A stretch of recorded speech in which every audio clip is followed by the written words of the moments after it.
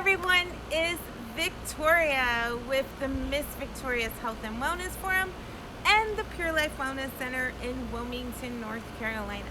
And today we're going to talk about one of the most beautiful, perfect perfections that God has created, and that is a woman. In this segment, we're going to talk about something pretty personal and that a lot of women don't feel comfortable talking to their friends about or even their spouses, and it's called Hypoactive Sexual Desire Disorder, which is pretty much low libido in women. So I want to start with this. Ladies, and keep these questions in your mind. How many of you want to have sex absolutely all the time, as much as you can get? And how many of you women do not even want to think about sex? Well, see, women do not want to have sex every time. Every female is different.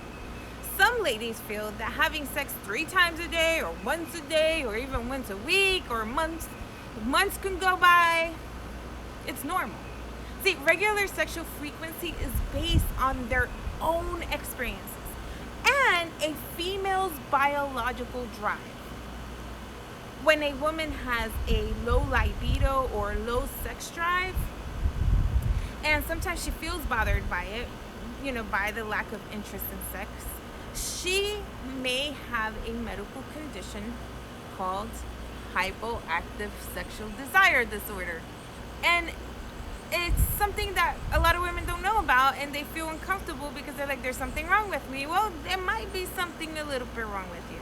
See, HSDD, or Hypoactive Sexual Desire Disorder, is when an individual lacks sexual fantasies, she feels non-receptive to sexual activity, or when she has sex with her partner, it starts causing emotional distress, especially in the relationship.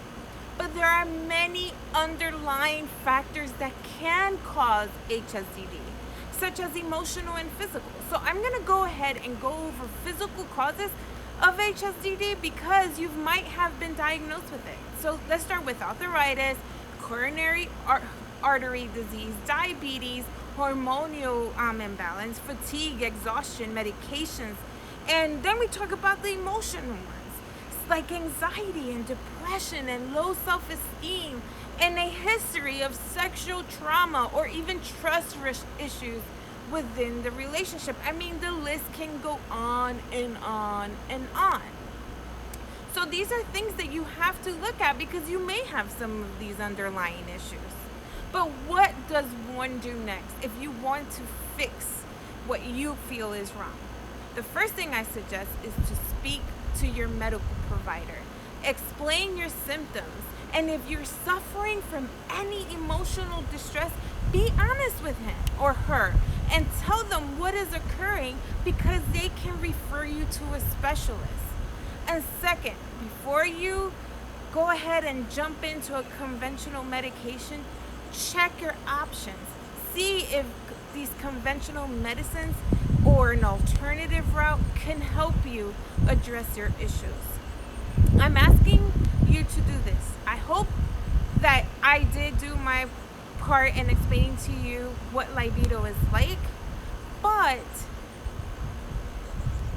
if you want an alternative route, go ahead and hit the subscribe button, hit the like button, tag a friend that you think she may be suffering from this, and stay tuned for part 2 of this video. Peace, love, and light. Stay healthy, stay brave, and stay safe.